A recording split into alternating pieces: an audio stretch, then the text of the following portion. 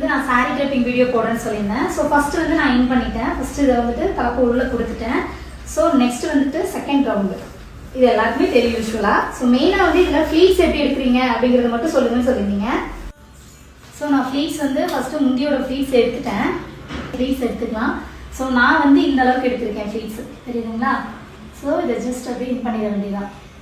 So நான் சாரிக்கு வந்துட்டு எத்தனை பின் பண்ணுறேன்னு மட்டும் பார்த்துக்கோங்க. ஸோ ஃபர்ஸ்ட் பின் வந்து இங்கே, ஓகேவா? ஃபைனலாக நான் உங்களுக்கு வந்து அலைன் பண்ணி காட்டிடுறேன். ஸோ இது ரொம்ப இம்பார்ட்டன்ட். அதாவது இந்த ரெண்டு இருக்கு இல்லையா? ஸோ இந்த முந்தியிலேருந்து வருது இல்லை, இந்த கண்டினியூட்டி வந்து இந்த கிளாத், ஓகேவா? அதோட ஏஜ் தான் இது. இது ரெண்டே இப்படி டைட் பண்ணிங்கன்னா இந்த இடம் டைட் ஆகும். இருப்பாரு நல்லா தெரியும். அதே மாதிரி இந்த இடமும் நல்லா டைட் ஆகும். அப்போ உங்களுக்கு அந்த ட்ரிப்பு தெரியும். ஓகே, சாரி வந்து ஃபிட்டாக தான் இருக்குது, டைட்டாக தான் இருக்குது அப்படின்னு சொல்லிட்டு. ஸோ இந்த அளவுக்கு நல்லா டைட்டாக இருக்கும். அப்போ தான் வந்துட்டு உள்ளே வந்து துணி சுருங்காமல் இருக்கும். நான் எப்படி கட்டுறனோ அந்த மாதிரி தான் உங்களுக்கு சொல்லித்தரேன்.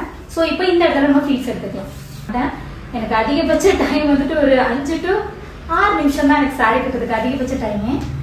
ஸோ இப்போ நான் ஒரு சில பேர் வந்துட்டு இந்த ஃப்ளீட்ஸ் அப்படியே சொல்லுவாங்க. நான் என்ன பண்ணுவேன்னா இந்த 2 ஃப்ளீட்ஸுமே இப்படி விட்டுருவேன். இதை மட்டும் நல்லா நீட்டாக